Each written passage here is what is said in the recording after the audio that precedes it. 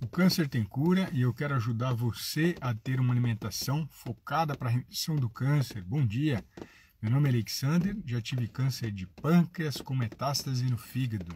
Minha live hoje é especial para falar de um assunto secreto, que é a minha cirurgia. Eu só falo isso para um grupo pequeno, são mais de 4.000 pessoas, e eu vou te mostrar como é que você pode enfrentar uma cirurgia sem ter medo, sem ter desespero e sem ter preocupação. E também vou falar sobre o combate à desnutrição. Então fique à vontade aqui para fazer o seu comentário, fique à vontade para compartilhar esse conteúdo com outras pessoas que já tiveram câncer. E também, caso você queira apenas ao vivo, fazer a divisão da tela aqui comigo, fazendo a sua pergunta, tá bom? Então, olha que bacana, olha que interessante. Amanhã, dia 1º de novembro de 2022, eu vou fazer uma cirurgia na paratireoide. Para quem não conhece, nós temos 4 glândulas que ficam na tireoide, que é outra glândula importante nossa, que é exatamente nessa região onde eu estou colocando a mão.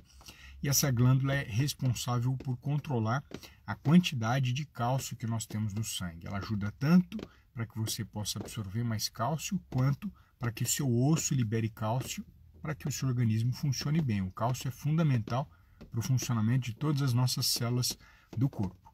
Dessa forma, ao longo do tempo, eu sempre venho acompanhando minha saúde, a medicina percebeu que o cálcio ele sempre teve um pouquinho mais acima do que o normal, nada doentio, mas o PTH, que é o hormônio produzido pela paratireoide, ele ficou muito alto. Então, nos últimos 3 anos, ele aumentou demais. O que é isso? É um reflexo da ação do tumor genético. Tumores genéticos MEN tipo 1, que é aquele que foi diagnosticado em mim, múltiplo endócrino neoplasias ou neoplasia endócrina múltipla, ele produz mais PTH. Então, indiretamente, o que vai ser feito amanhã? Vai ser retirada essa paratireoide ou as paratireoides que estão produzindo mais hormônio. Eu fiz um comentário desse para uma paciente minha e ela falou assim, mas Ale, como é que você consegue ficar tão calmo? Simples, esse problema não é meu, esse é o problema da medicina. O que é problema meu é cuidar da minha saúde e da minha família. Então não tem motivo de ficar preocupado porque vai fazer uma cirurgia para tirar o que a gente chama de adenoma, né? Que toda a característica dele é que é um tumor benigno. Normalmente os tumores que aparecem na paratireoide e na hipófise são benignos quando a gente fala do MEN tipo 1. No caso do pâncreas, que foi o meu caso, é um tumor maligno. Toda vez que eu falo câncer, é maligno. Existem algumas pessoas que falam, é um câncer maligno. É a mesma coisa que falar subir para cima. Se é subir, já é para cima. Se é descer, já é para baixo. Então não existe câncer maligno. Existe tumor benigno e tumor maligno. No caso do tumor maligno é câncer. No meu caso não é esse daí. Se fosse um tumor maligno, seria adenocarcinoma. E aí o PTH teria um valor muito, muito, muito alto mesmo. Qual que é a desvantagem se eu deixar esse tumor? Eu posso ter uma osteoporose precoce, eu posso caminhar cada vez mais para perder massa óssea. Esses tempos atrás eu fiz a retirada de pedras no rim, porque normalmente quem tem cálcio muito alto ou PTH alto acumula mais pedra no rim, então é desnecessário a todo momento ficar vivenciando isso. Então é fundamental que seja retirado esse adenoma, a cirurgia é rápida, é tranquila. E muitas das pessoas me perguntam como é que eu consigo ter essa tranquilidade. Eu vou mostrar, é muito simples.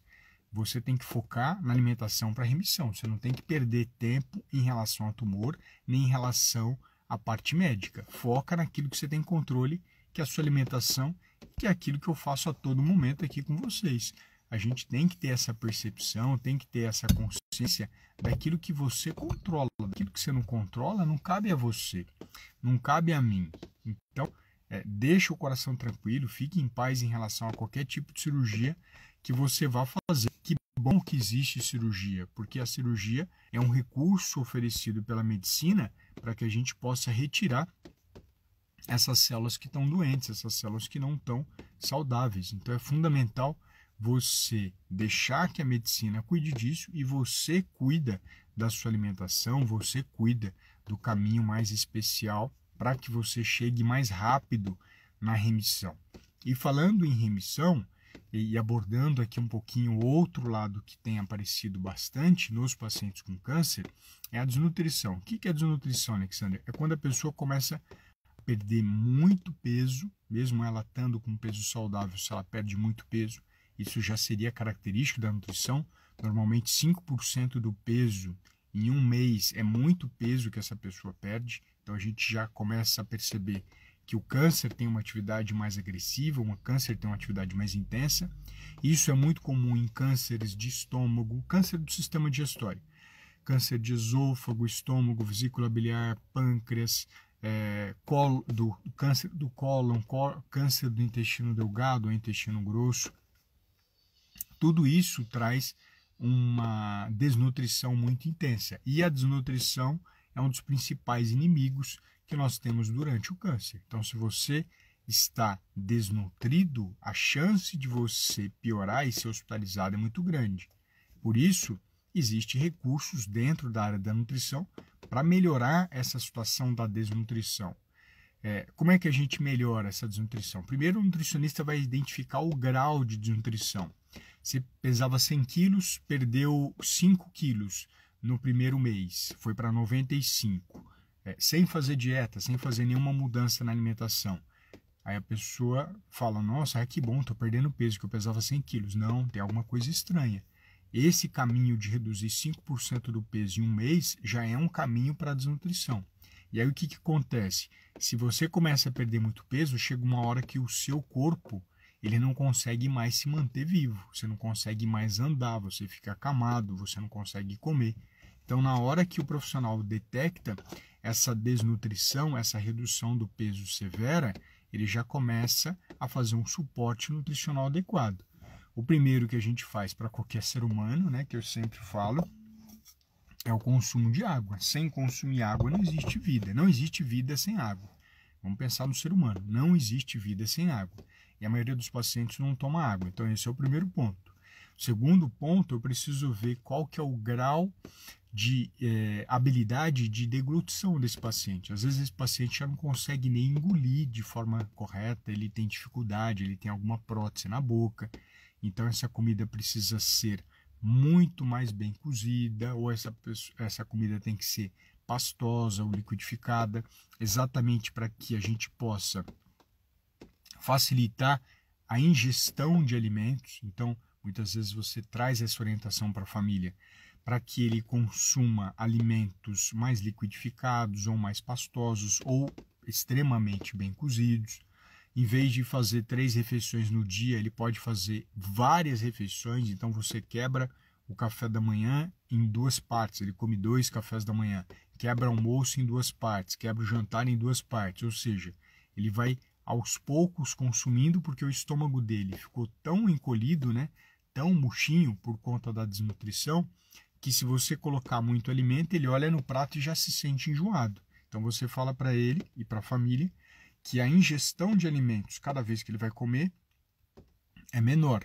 Então eu pego o café da manhã, divido em 2, pego o almoço, divido em 2, pego o jantar, divido em 2 e vou oferecendo essa comida mais vezes para que ele possa aumentar a ingestão.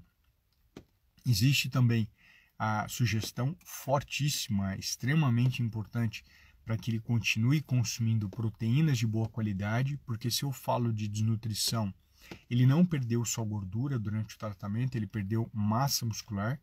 Tanto é verdade que a pessoa começa a não ter força para caminhar, não ter força para permanecer em pé. Ele tem dificuldades de fazer atividades normais durante o dia que ele faria normalmente, como lavar uma louça, como subir uma escada, ele já não consegue fazer isso. Então é muito importante que ele tenha uma ingestão adequada de proteínas de boa qualidade. O que é isso, Alexander? Proteínas de boa qualidade.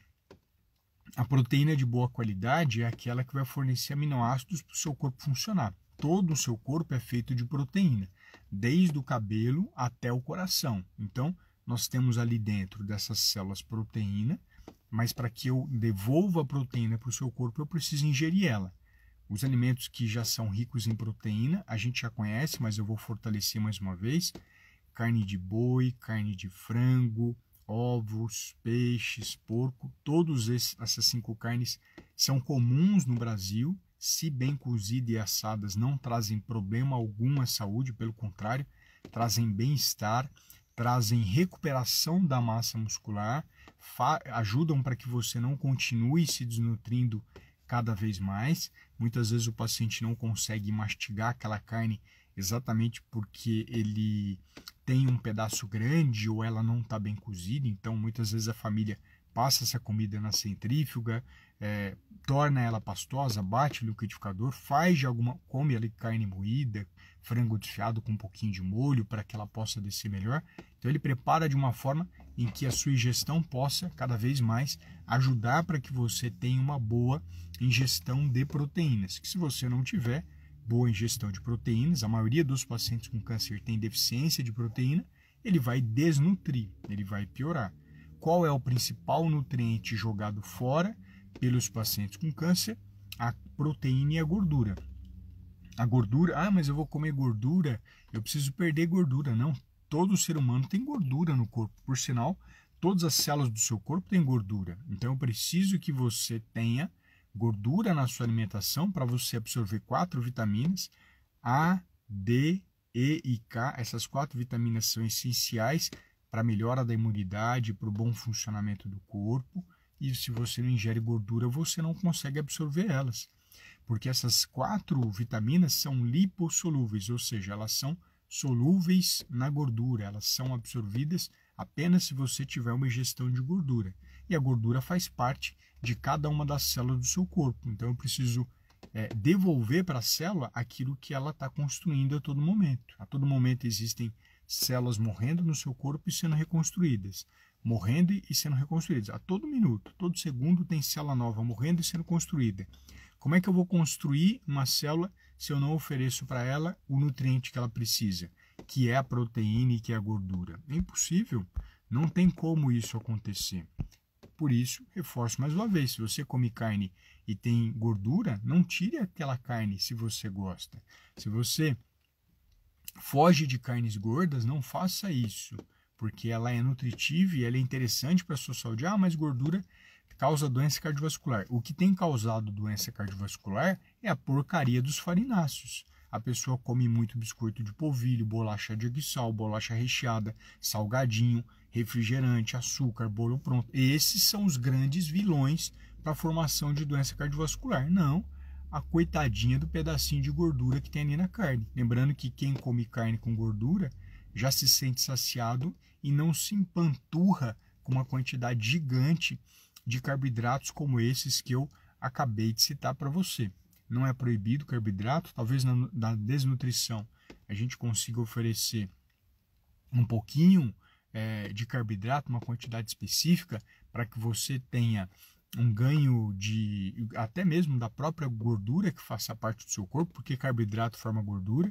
A gente não quer alguém seco, sem gordura alguma no corpo. A gordura é algo importante, é algo necessário para compor o seu corpo também. A gente não pode ter essa demonização da gordura. Se a gente fosse pensar em demonização, que não é o caminho, mas que seja para essas porcarias de farináceos, de pão de forma integral, de biscoito de polvilho, de bolacha de água e sal. Lembrando que não é proibido, mas já que é para você ter medo de alguma coisa, que tenha disso, tá bom? Então, a mensagem especial da live que eu gostaria de gravar para vocês hoje era essa. Pretendo deixá-la gravada.